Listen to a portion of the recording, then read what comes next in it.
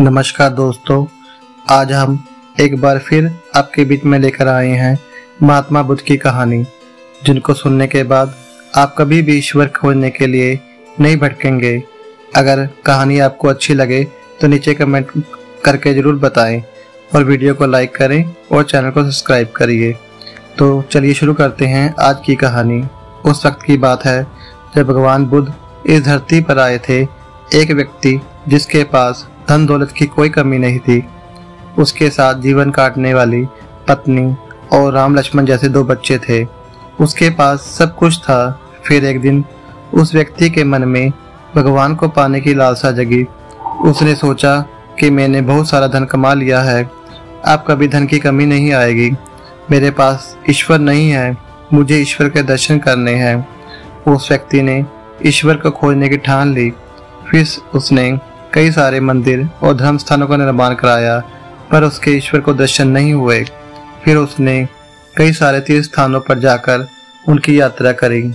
उन्होंने भगवान को पाने के लिए सब प्रयत्न कर लिए, अंत में हार गए और उसको 20 वर्ष लग गए, पर उन्हें भगवान के दर्शन नहीं हुए।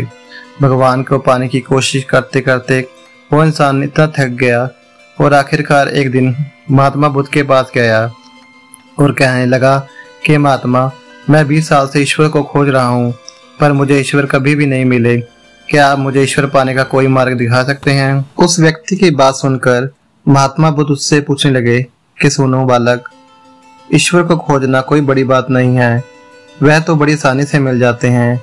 अच्छा, तुम ये बताओ कि ईश्वर को खोजने के लिए तुमने क्या क्या किया और कहाँ कहाँ खोजा?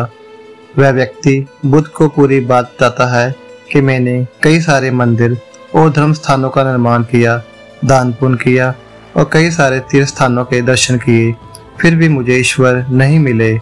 महात्मा बुद्ध उसकी बातें सुनकर हंस पड़े और कहा, ठीक है, तुम ईश्वर के दर्शन करने हैं तो तुम इस शाम के वक्त मेरे पास आ जाना, तुम्हें ईश्वर मिल जाएंगे। वो सज्जन खुश होकर चला गया कि मुझे आज ईश्वर के दर्शन होंगे। फिर कुछ देर बाद संध्या होने की आई। महात्मा बुद्ध संध्या होने से पहले कुछ ढूंढने लगे।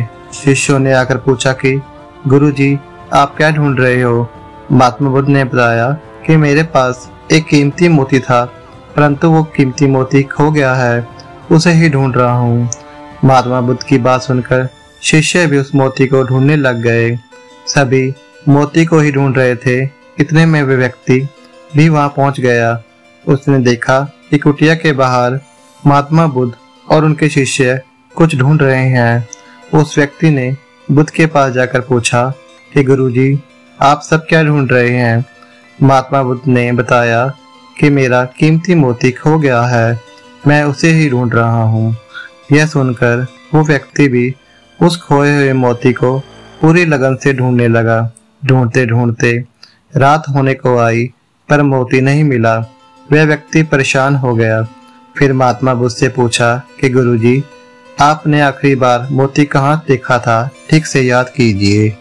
महात्मा बुद्ध सोचकर बताते हैं कि मैंने आखिरी बार मोती को कुटिया के अंदर देखा था। यह सुनकर वह व्यक्ति थोड़ा गुस्से में आ गया और बुद्ध से कहने लगा कि आप में थोड़ी सी भी अकल नहीं है।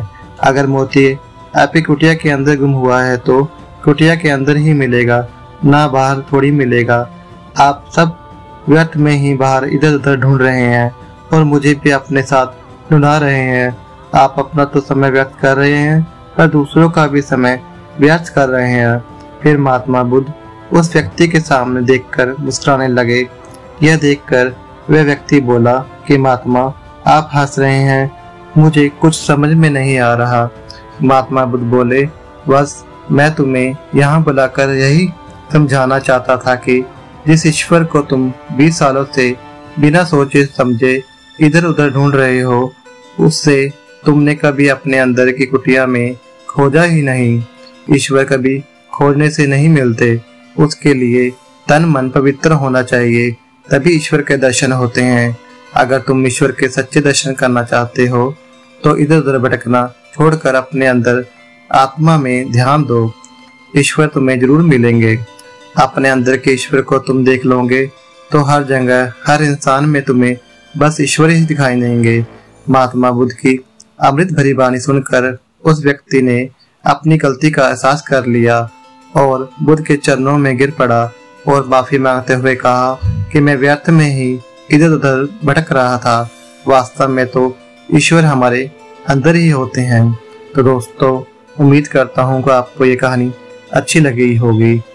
तो चैनल को प्लीज सब्सक्राइब कर दीजिए और मिलते हैं अगली नई वीडियो में। तब तक अपना अच्छे से ध्यान रखना। धन्यवाद।